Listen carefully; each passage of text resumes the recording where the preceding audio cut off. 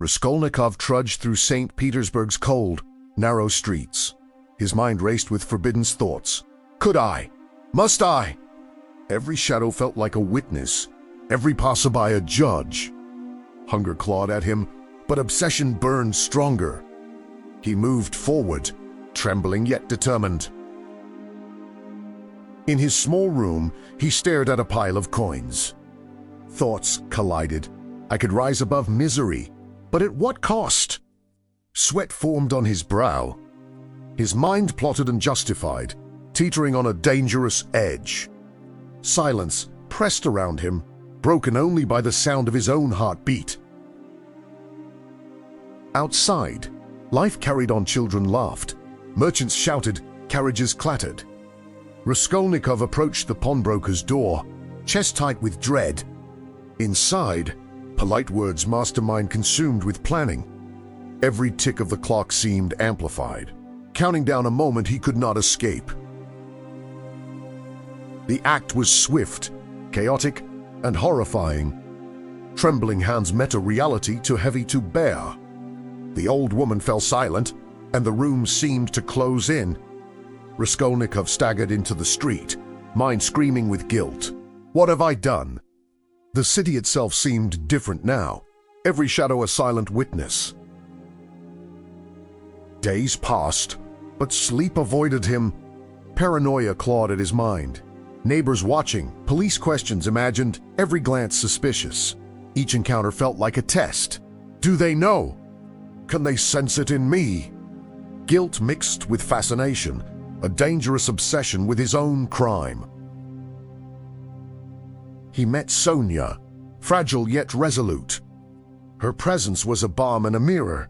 She spoke of hope, faith, and endurance. Skeptical at first, Raskolnikov felt a stir of conscience. Could someone see the part of me I cannot?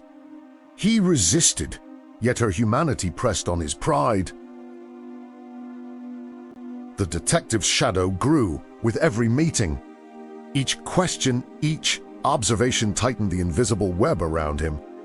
He analyzed, justified, feared. I cannot escape myself, he realized, shivering with terror and anticipation. The city became a labyrinth of judgment, both real and imagined.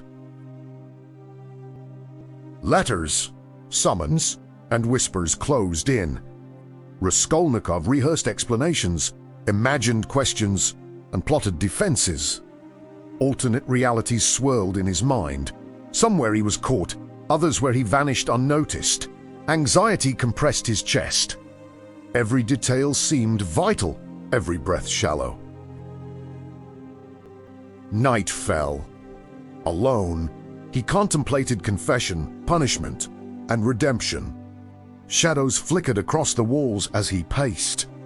Guilt pressed heavily, yet a first step toward moral reckoning emerged. The path was uncertain, tortuous, but forming. I must confront what I've done, he whispered. Finally, the police inspector appeared. Calm, deliberate, yet inevitable.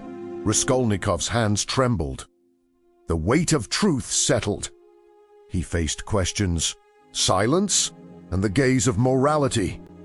The confrontation marked the end of inner chaos and the beginning of the journey toward justice and understanding. In the quiet of prison, he imagined rebuilding his life. Snow softened the harsh world outside. Letters from Sonya offered love and courage. Slowly, he realized intellect alone could not justify action's empathy, and humility were essential. Raskolnikov began to confront the man he truly was, embracing reflection, atonement, and hope.